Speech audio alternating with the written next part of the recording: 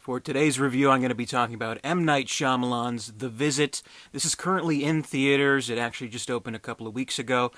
Let's hope it closes soon. This is a bad movie, and I know it's like the trendy thing to do, the hip thing to do, to shit all over M. Night Shyamalan, but it's kind of a shame that pretty much any review or anytime you'll talk about M. Night Shyamalan, there's always this compulsion to like preface it with a summation of his career up to this point. We're like, oh, he started off making really good movies, but now he's a joke, making really bad movies all the time. His name's synonymous with shitty movies, which is sad. I mean, the thing is, I mean, everybody shits on him and things like that. Everybody kind of makes fun of him. M. Night Shyamalan going to be a shitty movie kind of association, but I think it comes from a place where we do like him as a filmmaker, and we like those earlier movies so much, particularly like his first three, The Sixth Sense, Unbreakable, and Signs, where we like those so much that we do sincerely want him to kind of have a comeback and kind of reaffirm our faith in him as a storyteller, which probably hasn't done just yet. I mean, depending on who you talk to. But now I'd say the bad movies outweigh the good ones, which is a problem. But here's The Visit, and he's done an admirable thing here, at least according to what little I know about the movie. He took his wage from After Earth, the much criticized Jaden Smith sci-fi epic, and he put it towards producing this film. This is a lower budget film, of course, definitely not like the huge production that something like After Earth or Last Airbender would be. So that's promising in and of itself. Like, directors can kind of thrive and find new life after big productions and go into something small, trying to find the roots of things, like Sam Raimi, of course, after the disaster that was Spider-Man 3, going back to something like cheesy, campy horror, like with Drag Me to Hell, and kind of, maybe not everyone loves that movie, but I think it's great. I think, he did kind of find what made him want to make movies in the first place in that movie. And you can see it all over that movie. So with The Visit, it's not so much of that kind of reaffirming type of sense we get from it. Unfortunately, there's a lot of problems with the movie. I'll get into it a little bit, and I'll have to warn right now, there will be spoilers. So long and short of it is, it's not a good movie, so don't check it out. Basically, first problem we have here, it's a found footage movie, which, I mean, like 5 years ago, we were all getting sick of found footage movies. At least I know I was. So right off the bat, it's like, what the fuck? Really? A found footage movie, M. Night? Is that what you're succumbing to? Or resorting to, or whatever however you want to put it. And like, this day and age, they're becoming so cliched and tiresome that I think there needs to be a new method to them, like with what we've seen with Unfriended, where it was like kind of like a Skype stream instead of like just like a video camera and people filming their shit. So I think we need something, a little bit of a additional novelty to the novelty that's already a novelty. Sorry. And to just see this is like a basic straight up found footage film or faux documentary, however you want to put it. I mean, that's just, feels pretty lazy to me. And I don't know, like I've seen the trailer once, and I don't really remember the specifics. I'd like to go back to it and kind of analyze it a little bit. But I don't recall them making it obvious that it was a found footage film in the trailer, at least. Maybe that's just me. Maybe I'm dense, but I don't recall that. So I think they're trying to hide that because I think, the studio must have known that found footage isn't, what it used to be or as popular as it used to be. Even the Paranormal Activity movies are suffering, so what does that tell you? But anyway, the concept of the movie is, okay, so this woman, she is estranged from her parents because she married a man they didn't approve of. They kind of fought against her to do it. And finally, her kids have been asking questions, and she sends them off to their house for a visit to see their grandparents for the very first time. And the girl, there's a boy and a girl.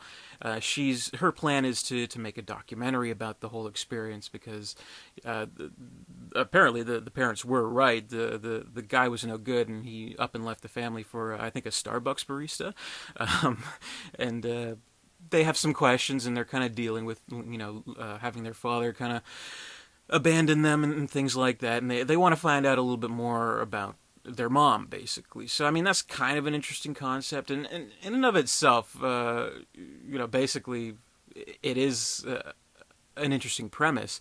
Like, what happens during the making of this documentary, of course, the grandparents start acting weird, and it's really creepy and all that stuff.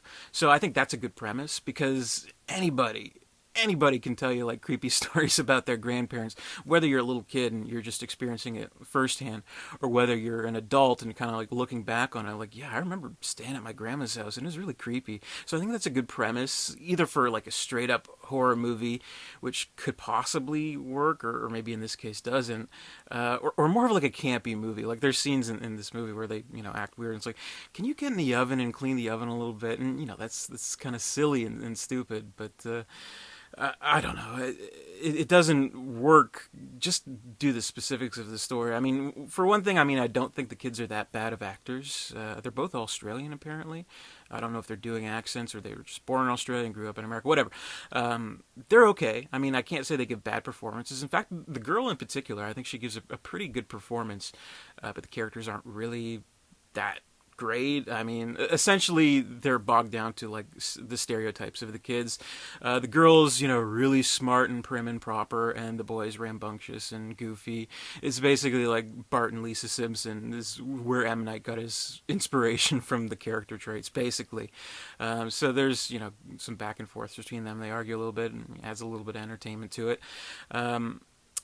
That's fine. The found footage isn't that great, but I think where the movie just goes horribly, horribly wrong is that, okay, we have these grandparents acting all weird and creepy and stuff, and that's a good premise for a horror movie, but where I think the writing from Shyamalan really faults is that it is a little bit insensitive in certain ways towards, the elderly, if that makes sense. I'm totally not like a PC kind of person. I'm the least PC person you'll ever meet.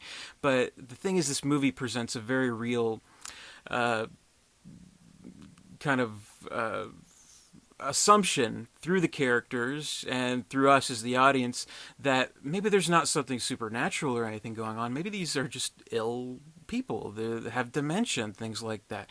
And there are scenes that feel legitimately like someone suffering from dementia, from Alzheimer's or something like that.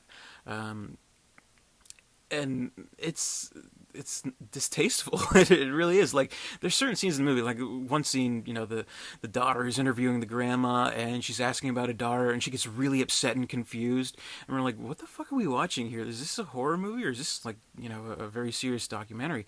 And there's a real suggestion in this movie that it very well could be that the twist is that there is no twist, and that these people are legitimately ill.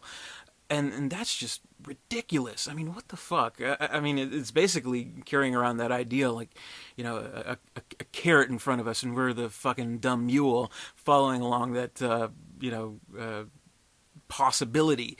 And I think that's bad writing. I mean, again, I'm not a PC type of person, but I think that's pretty insensitive. Like, I think this is a PG-13 horror movie. I think any kid who might be watching it will get some really wrong ideas about their grandparents and their behavior after this movie. But anyway, the twist isn't that.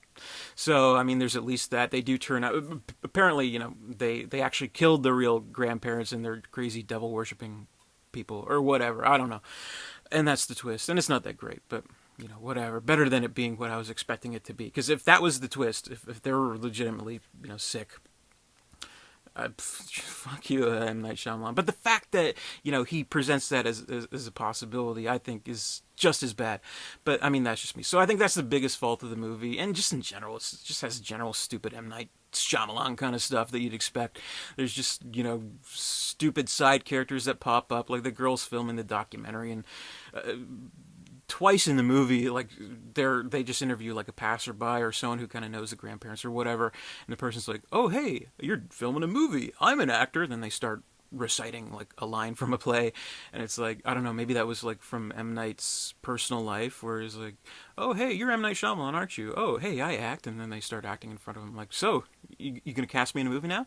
So that's probably maybe something from his life, and just it's just, not as creepy as you would want it to be in a movie like this. It just kind of finds this middle ground where it's like we kind of think maybe they're ill with dementia, maybe there's something else going on here, but when you see like a cabin full of shit-soaked diapers and the kids come back and ask about it, and they say that the grandpa's incontinent and has mistakes sometime and he's really ashamed about it, that's not scary, that's stupid, and that's just wrong. This movie has so much wrong about it. So I thought it was really stupid. And maybe one or two things I'll give to it. I did think there was one good scene in this movie that I actually really liked, where the kids are interviewing each other, talking about their father. And they're pretty emotional scenes where, the boy, he talks about like a soccer game that he was playing and how he felt disappointment from the father, and the scene with the girl where she kind of talks about how she'll never look at herself in the mirror after the father left. So I thought that was a really good scene, and it actually showed some legitimate character traits, whereas in the rest of the movie it's just kind of silliness.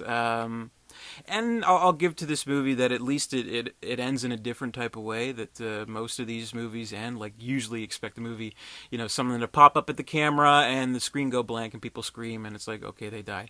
No, this time the kids survive, and we always ask ourselves, who's editing together this footage? But it was the girl who edited together the footage. So I'll give it that for kind of going against that ending stereotype. But it's too little in a shitty movie like this, so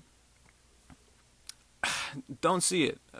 M. Night, we're still waiting. But if this is the best he could pull off with, regaining his own artistic control, putting the budget into producing it himself, using his own money, if this is an indication of what he can do at this point with complete creative control, then I think it's safe to say hope is gone. So this is a visit you don't want to take. No, I don't know. But that's my review. Be sure to comment, rate, subscribe, all that good stuff. Stay tuned for more 31 Days of Horror, new reviews every day.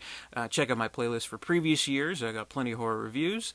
And until next time, stay scared, and I'll see you later.